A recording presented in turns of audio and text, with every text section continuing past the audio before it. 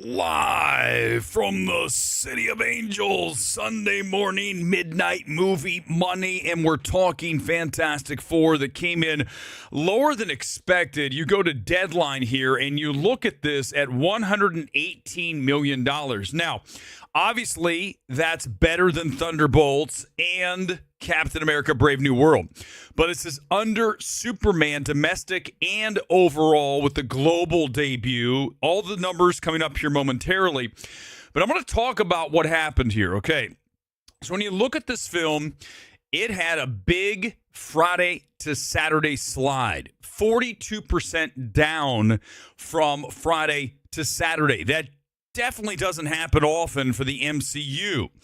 And that is troubling because you really want to see the audiences, especially families, right, on those Saturday matinees. You want to see them come in and pack the multiplex. Well, it didn't happen as well as it did for Superman, which was down only 33% Friday to Saturday. Thunderbolts was only down 22%. You look at this as one of the bigger Friday to Saturday slides. That's why we're at 118 versus 125, 130. A lot of people thought after that Friday number that we could get to 130. We talked about it back on Friday here on Midnight Movie Money, and I thought there was a good chance. But obviously, when you have that tumble, you're not going to be able to get it done. Now, here's what's happening. Let's talk about why this happened. I'm going to get to all the numbers. We've got a bunch of stuff to talk about this morning. I'm going to try to do it as concisely as possible. We've got Jurassic World, F1, Superman, a bunch of films hitting big milestones. But when we talk about Fantastic Four, you're talking about the second CBM to market within 3 weeks. You never want to be the second to market, okay? Go back and watch The Social Network, one of the best films ever, right? Certainly the best film of the 2000s, okay? I think there's no question about it. And you look at that, what was the number one point of emphasis? If you're second, you're screwed. That didn't help. Fantastic Four, okay? Also, MCU being very forgettable lately doesn't assist here very much because you've got Thunderbolts / the New Avengers. That was very underwhelming. Captain America, Brave New World, again, forgettable. So now you have a film that's better than those two, no doubt, and you are fighting MCU fatigue and CBM fatigue because Superman's still in theaters, and it takes a lot of oxygen out of the air. So here's the best case scenario for Fantastic Four. That the people who didn't see it this weekend, and you look at that big drop, Friday to Saturday, those families are like, hey, we'll see it next weekend. We'll see it during the week. Kids are still out of school. There's opportunities for this film to still do well because I believe it's a better film than Superman, okay? And a lot of you aren't going to like hearing that, but trust me, that thing, Superman's a cringy mess, okay?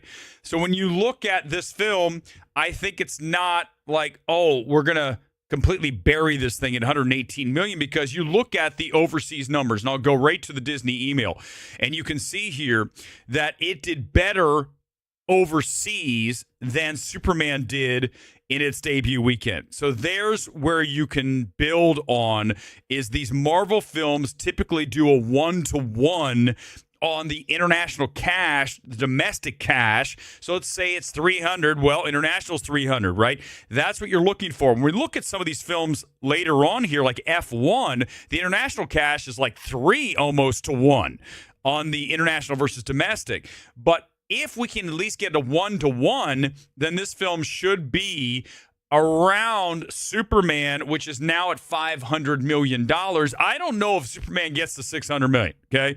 There's so much to discuss. Man, this is like the busiest stream, and I've got to run out. So I'm going to do this as quick as possible. So here we go. Let's get to Fantastic Four. It is the 37th straight MCU film to debut at number 1 in the United States. Okay, you're talking about a cinema score A-, which is the same as Superman, so it should have similar legs. Again, Superman at 500 million. We'll get to that in a minute. When you look at the international, it's 100 million, so that is better than Superman. The global debut is $218 million. Now, as I talk about that, you go back to Superman, the global debut, $220 million. Now, remember, this is not all said and done. There is still an opportunity today, Sunday, for this to pop higher because, as you know, the studios estimate the Sunday number based on Saturday, and then typically you're going to see it rise. Superman went up, both domestic and international, and I'd expect the same to happen here because Disney knows it wouldn't be a bad thing to report the film surged with the actual, as they call that comes out tomorrow. Okay, so let's get into the numbers here and break it down as far as the IMAX and the PLF screens and all that. You look at the IMAX here. IMAX 3D was only 2%, but that's just the 3D IMAX. IMAX 2D was 12%. You look at regular 2D, 87%. ScreenX, 1%. Motion was 1%. 3D is not as big as it was when, remember, it made that comeback in like 2012, 13, 14, right in there when we got Great Gatsby. Oh, man, I wish you had a chance to see that in 3D. And then Dread, the hypodermic needles flying around. Then you had things like, obviously, Prometheus was another 3D indigenous, right, built into the film, shot with 3D cameras. But 3D is just not the choice anymore. I'll probably see this film again in 3D because I think it would benefit from that because of the production design and the CG that's strong here. I want to see Galactus in 3D, so that's probably the option. But you look at the demos, male 68%, female 32%. And you look at the 25 to 34 was at 28%, 18 to 24, 27%. You had the older audience that knows Fantastic Four. That was a little bit heavier than you typically see, and you really want to see those younger fans come in.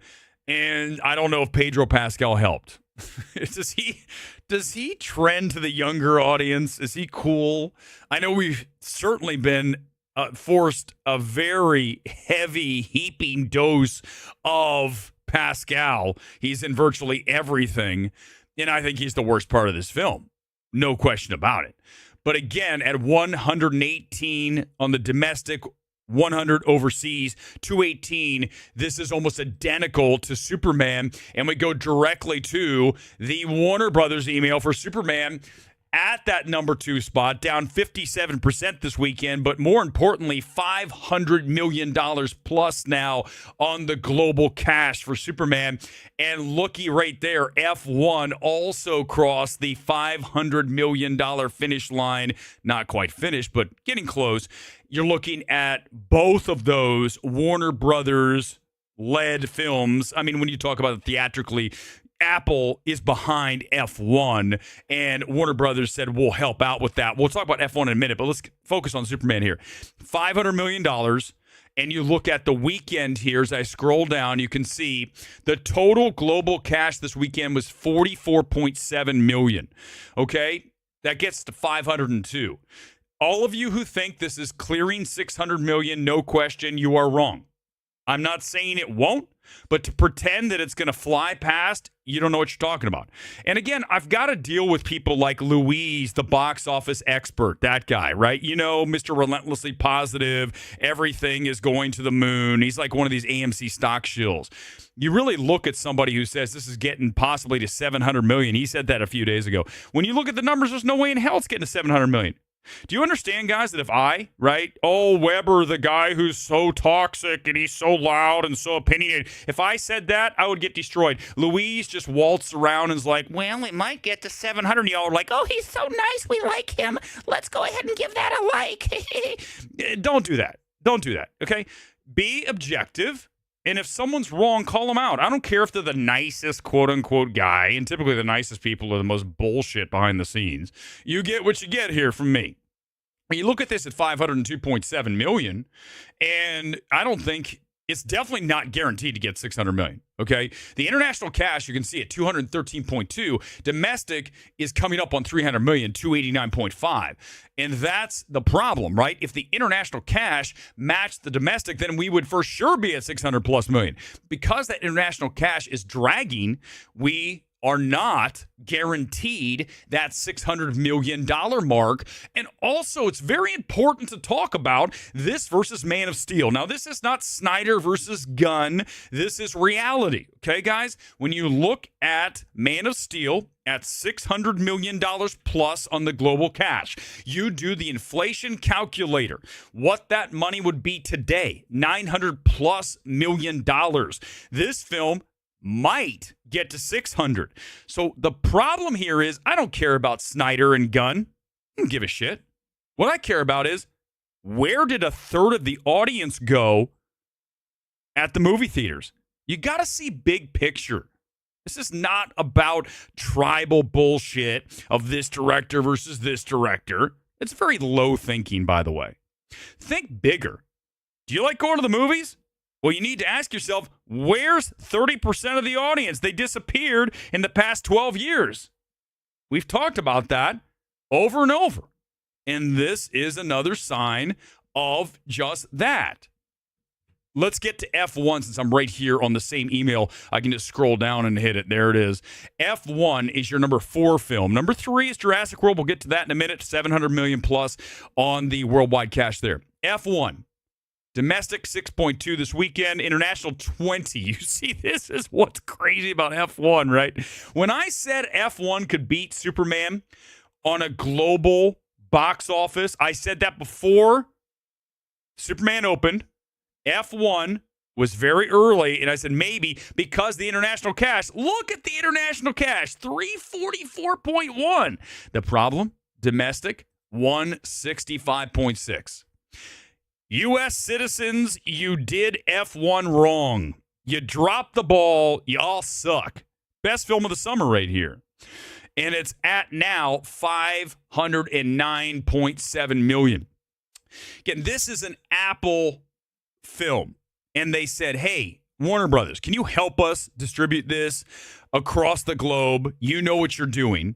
And obviously, it's been a very fortuitous partnership for them both. And Warner Brothers gets a percentage. They get a handling fee, essentially. But this is really Apple's cash. But hey, Warner Brothers is going to definitely attach itself to the PR of this hitting $500 million. Why wouldn't you? They did play a big part in why this film has done so well, particularly overseas. You look at that, it is a 2x international to domestic. We don't see that very often. I believe Venom 3 had something like that.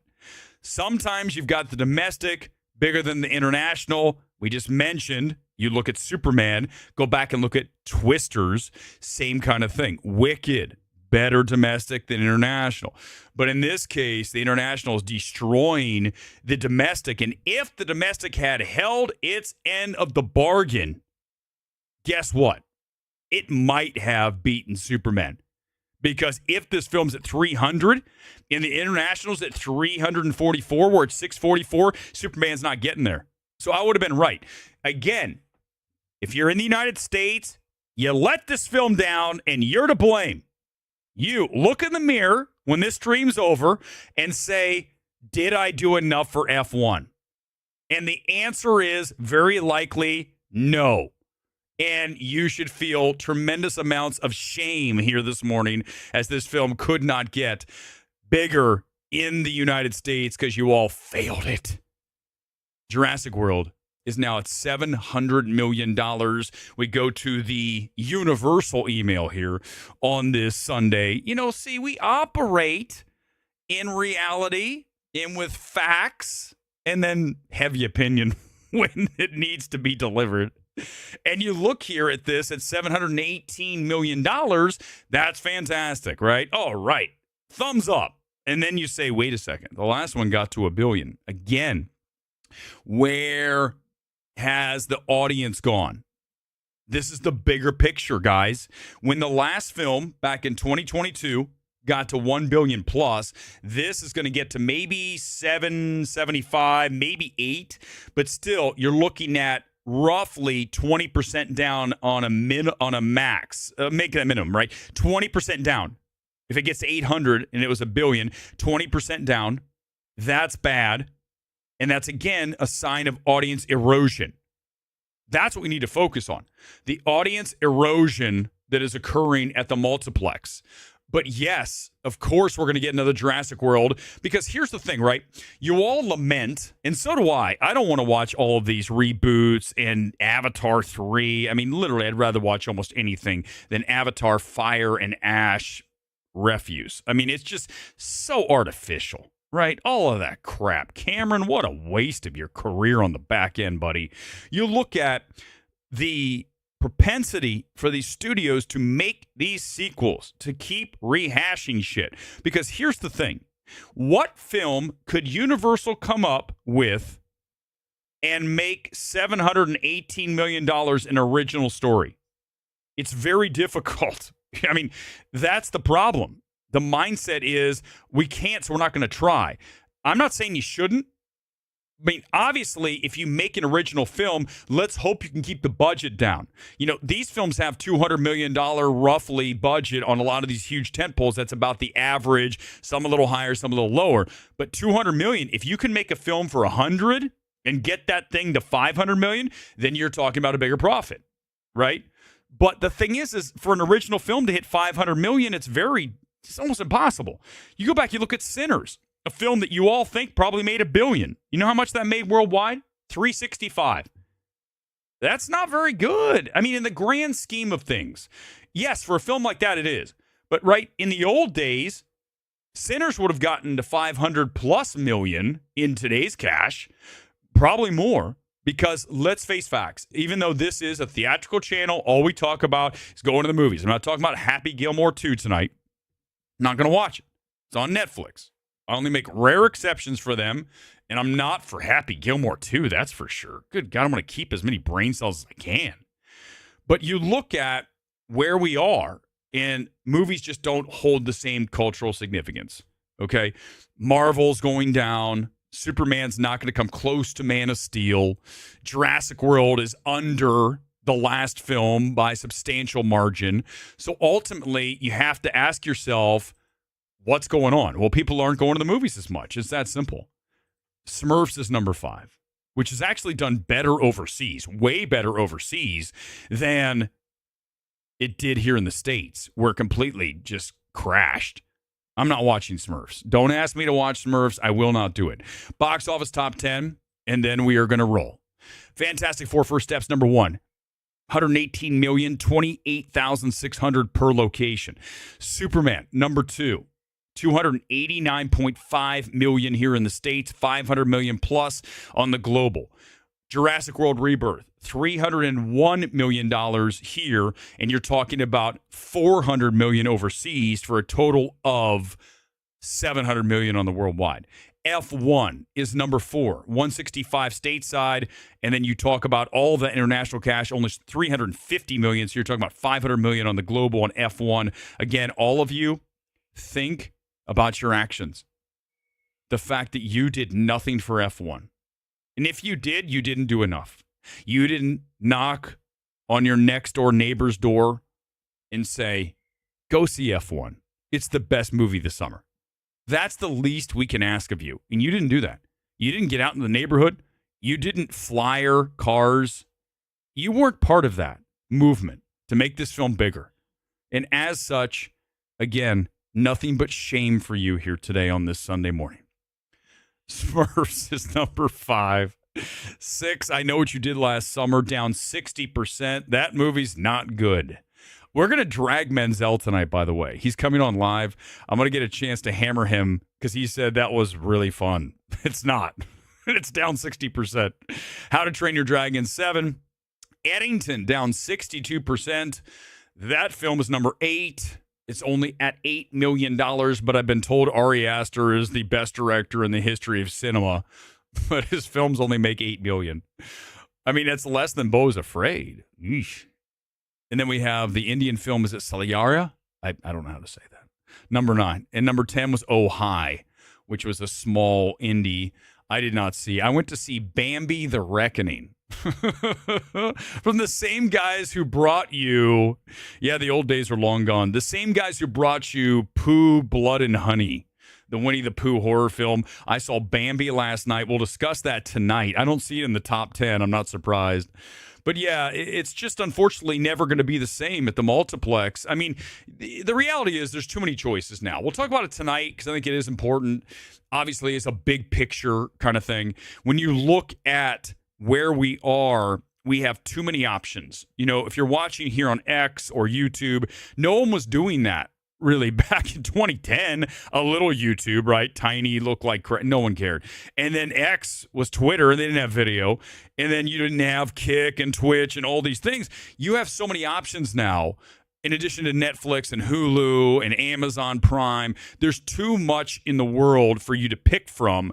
So to ask people to focus on movies other than this channel, and those of you who failed with F1, it's asking a lot.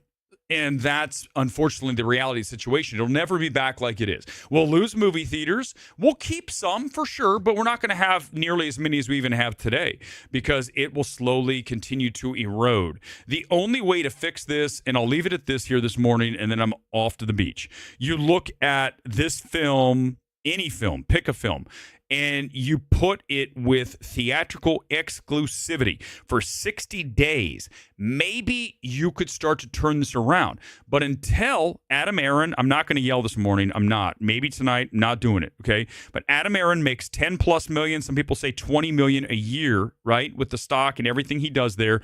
And he sits on his ass in his multi-million-dollar mansion, and he can't have the guts to go up to the studios and say, as of, and I've said this how many days now? July 1st, August 1st. Now it's got to be September 1st. We're almost in August. September 1st, 60-day window on everything that debuts at AMC. If you break it, we will not show your next film.